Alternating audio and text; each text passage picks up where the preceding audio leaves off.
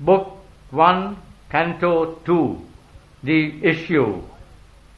A while withdrawn in secret fields of thought, her mind moved in a many-imaged past that lived again and saw its end approach.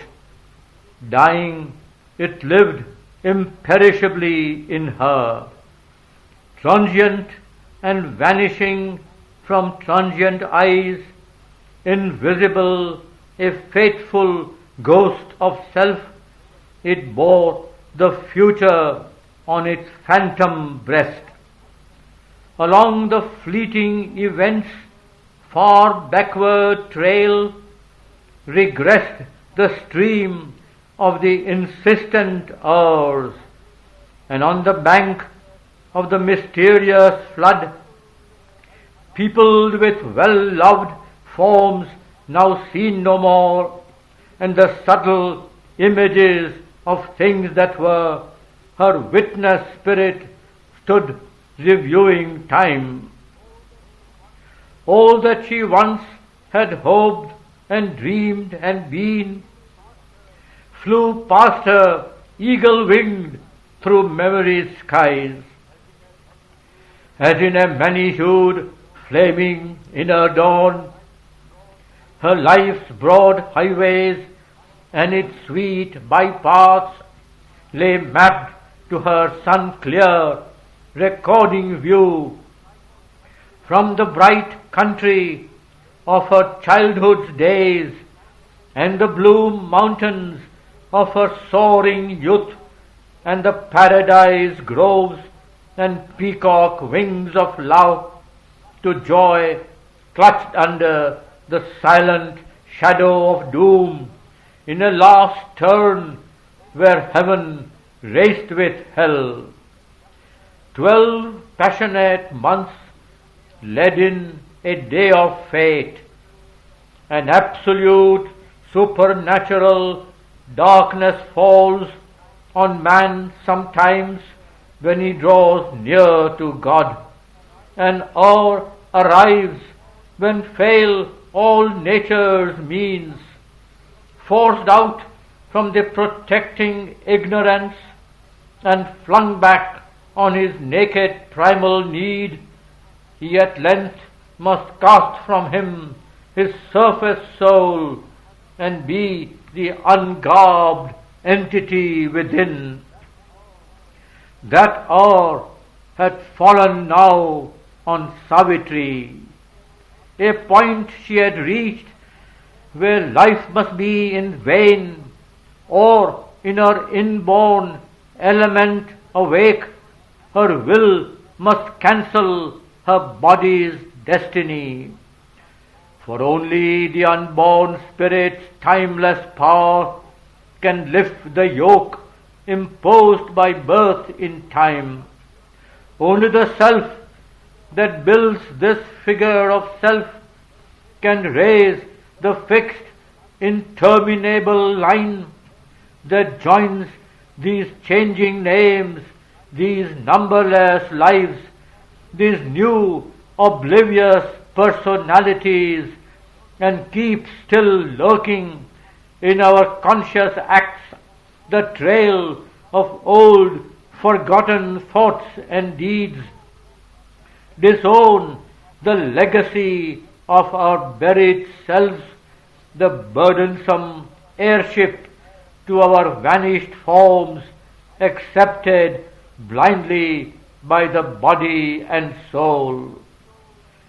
An episode in an unremembered tale, its beginning lost, its motive and plot concealed, a once living story has prepared and made our present fate, child of past energies. The fixity of the cosmic sequences, fastened with hidden, inevitable links, she must disrupt, dislodge by her soul's force, her past a block on the immortal's road. make a raised ground, and shape anew her fate. A colloquy of the original gods, meeting upon the borders of the unknown, her soul's debate with embodied nothingness must be wrestled out on a dangerous dim background. Her being must confront its formless cause. Against the universe weigh its single self on the bare peak where self is alone with naught, and life has no sense and love no place to stand. She must plead her case upon extinction's verge. In the world's death cave uphold life's helpless claim, and vindicate her right to be and love. Altered must be nature's harsh economy. Acquittance she must win from her past's bond. An old account of suffering exhaust. Strike out from time the soul's long compound debt, and the heavy servitudes of the karmic gods, the slow revenge of unforgiving law, and the deep need of universal pain and hard sacrifice and tragic consequence. Out of a timeless barrier she must break, penetrate with her thinking depths the void's monstrous hush, look into the lonely eyes of immortal death, and with her nude spirit measure the infinite night. The great and dolorous moment now was close. A mailed battalion marching to its doom. The last long days went by with heavy tramp, long but too soon to pass, too near the end. Alone amid the many faces loved, aware among unknowing happy hearts, her armored spirit kept watch upon the hours, listening for a foreseen tremendous step in the closed beauty of the inhuman wilds. A combatant in silent, dreadful lists, the world unknowing, for the world she stood. No helper had she save the strength within. There was no witness of terrestrial eyes. The gods above and nature's soul below were the spectators of that mighty strife. Around her were the austere sky-pointing hills, and the green, murmurous, broad, deep-thoughted woods muttered incessantly their muffled spell. A dense, magnificent, colored, self-wrapped life, draped in the leaves' vivid emerald monotone, and set with checkered sunbeams and blithe flowers, immured her destiny's secluded scene. There had she grown to the stature of her spirit, the genius of titanic silences, steeping her soul in its wide loneliness, had shown to her her self's bare reality, and mated her with her environment. Its solitude greatened her human hours with a background of the eternal and unique, a force of spare, direct necessity, reduced the heavy framework of man's days and his overburdening mass of outward needs to a first thin strip of simple animal wants, and the mighty wildness of the primitive earth, and the brooding multitude of patient trees, and the musing sapphire leisure of the sky, and the solemn weight of the slowly passing months had left in her deep room for thought and God. There was her drama's radiant prologue lived, a spot for the eternal's tread on earth, set in the cloistral yearning of the woods, and watched by the aspiration of the peaks, appeared through an aureate opening in time, where stillness, listening, felt the unspoken word, and the hours forgot to pass towards grief and change. Here, with the suddenness divine advents have, repeating the marvel of the first descent, changing to rapture the dull earthly round, love came to her, hiding the shadow, death. Well might he find in her his perfect shrine. Since first the earth being's heavenward growth began, through all the long ordeal of the race, never a rarer creature bore his shaft, that burning test of the Godhead in our parts, a lightning from the heights on our abyss. All in her pointed to a nobler kind, near to earth's wideness, intimate with heaven, exalted and swift, her young, large-visioned spirit, voyaging through worlds of splendor and of calm, overflew the ways of thought to unborn things. Ardent was her self-poised, unstumbling will, her mind a sea of white sincerity, passionate in flow, had not one turbid wave.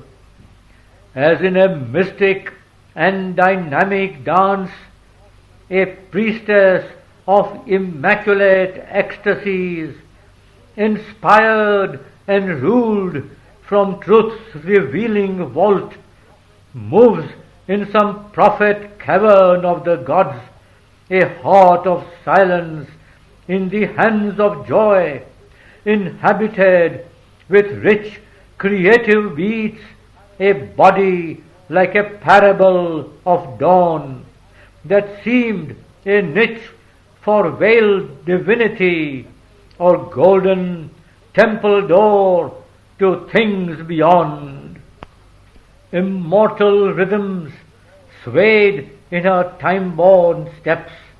Her look, her smile awoke celestial sense, even in earth stuff, and their intense delight poured a supernal beauty on men's lives. A wide self-giving was her native act, a magnanimity as of sea or sky, enveloped with its greatness all that came, and gave a sense as of a greatened world. Her kindly care was a sweet temperate sun, her high passion a blue heaven's equipoise.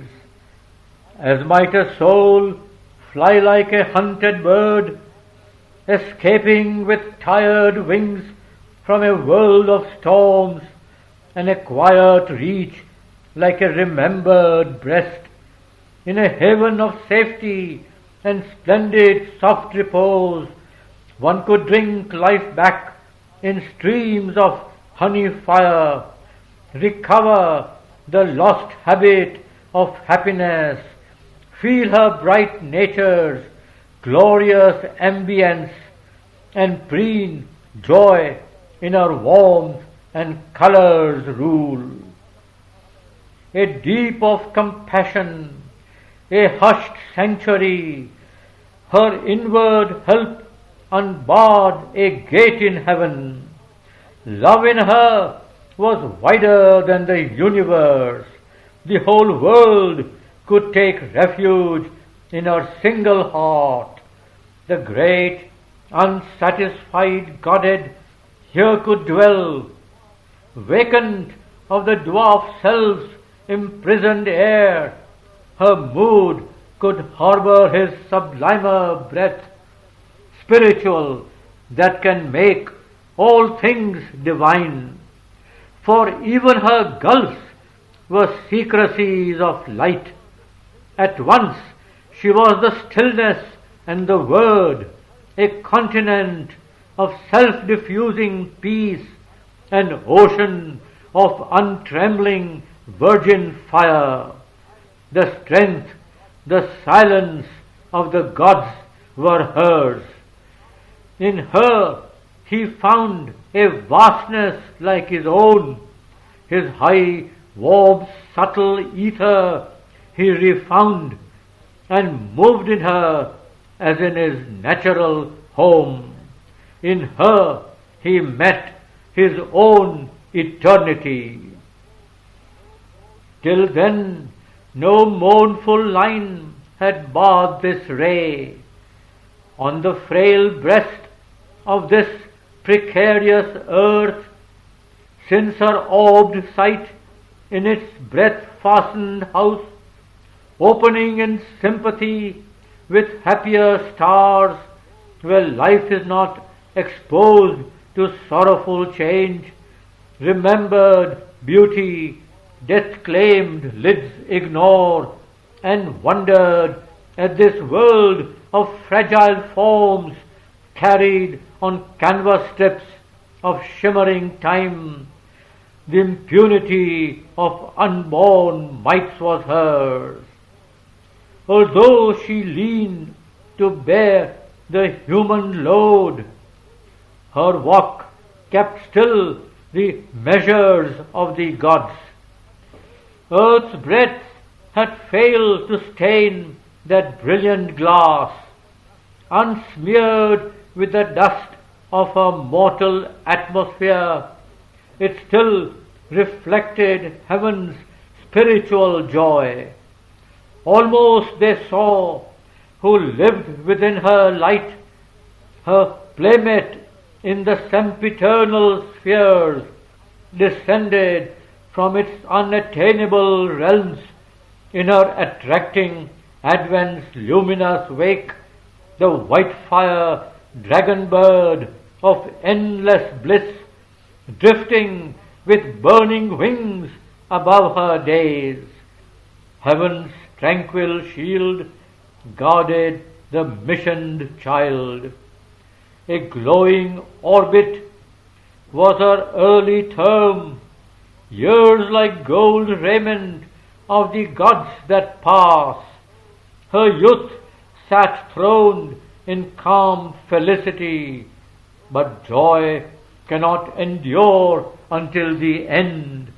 There is a darkness in terrestrial things that will not suffer long, too glad a note.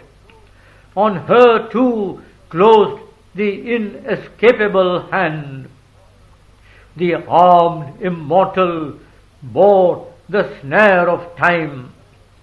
One dealt with her who meets the burden great, a signer of the ordeal and the path, who chooses in this holocaust of the soul death, fall, and sorrow as the spirit goads the dubious Godhead with his torch of pain, lit up the chasm of the unfinished world and called her to fill with her vast self the abyss.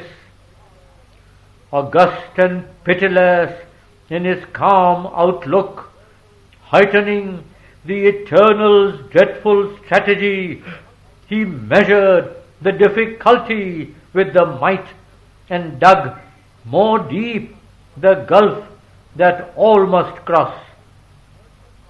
Assailing her divinest elements, he made her heart kin to the striving human heart, and forced her strength to its appointed road.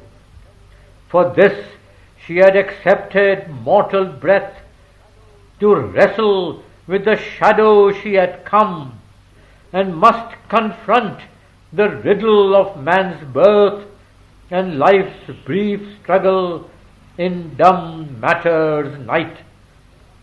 Whether to bear with ignorance and death, or hew the ways of immortality, to win or lose the godlike game for man, was a soul's issue thrown with destiny's dice.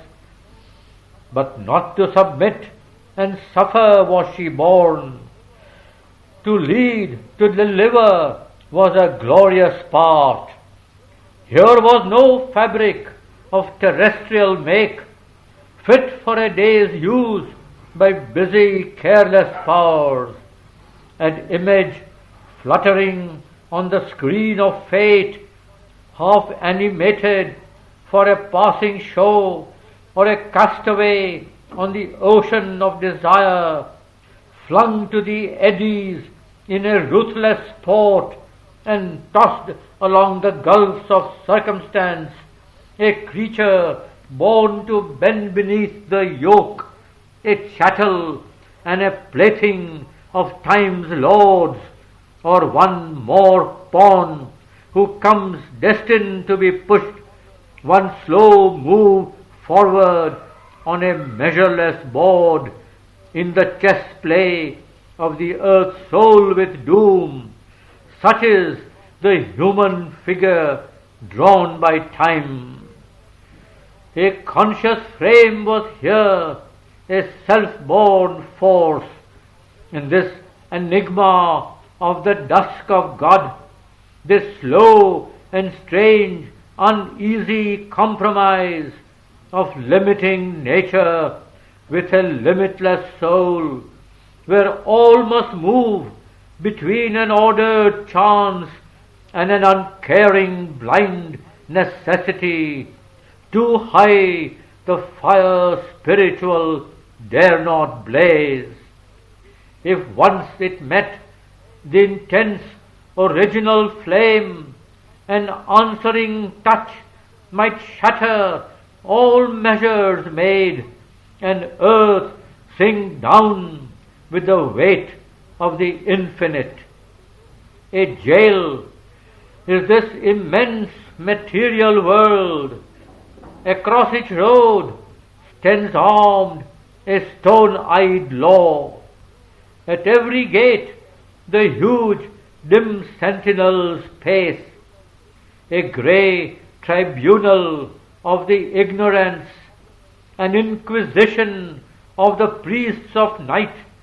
In judgment sit on the adventurer's soul, and the dual tables and the karmic norm restrain the titan in us and the god. Pain with its lash, joy with its silver bribe, guard the wheels circling immobility. A bond is put on the high climbing mind, a seal on the too large wide open heart. Death stays the journeying discoverer life.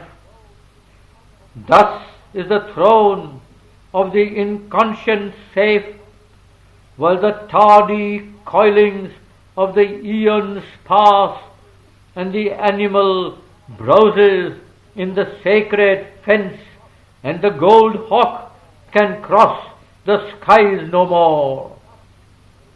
But one stood up and lit the limitless flame, arraigned by the dark power that hates all bliss, in the dire court where life must pay for joy, sentenced by the mechanic justicer to the afflicting penalty of man's hopes, her head she bowed not to the stark decree, bearing her helpless heart to destiny's stroke. So bows and must the mind-born will in man, obedient to the statutes fixed of old, admitting without appeal the nether gods. In her the superhuman cast its seed, inapt to fold its mighty wings of dream. Her spirit refused to hug the common soil, or finding all life's golden meanings robbed, compound with earth, struck from the starry list, or quench with black despair the God-given light. Accustomed to the eternal and the true, her being conscious of its divine founts, ask not from mortal frailty pain's relief, patch not with failure bargain or compromise. A work she had to do, a word to speak, writing the unfinished story of her soul in thoughts and actions graved in nature's book. She accepted not to close the luminous page, cancel her commerce with eternity, or set a signature of weak assent to the brute balance of the world's exchange. A force in her that toiled since earth was made, accomplishing in life the great world plan, pursuing after death immortal aims, repugned to admit frustration's barren role, forfeit the meaning of her birth in time, obey the government of the casual fact, or yield her high destiny up to passing chance. In her own self she found her high recourse.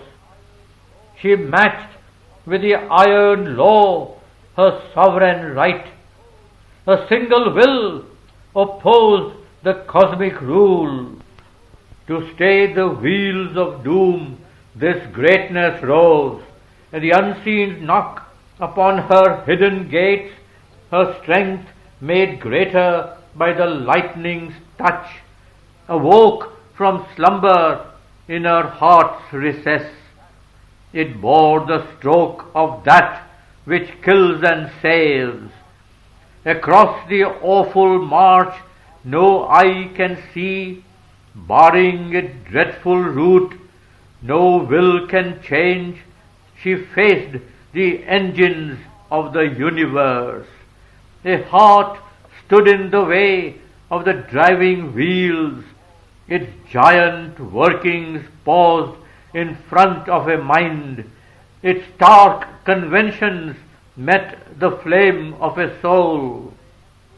A magic leverage suddenly is caught that moves the veiled ineffable's timeless will.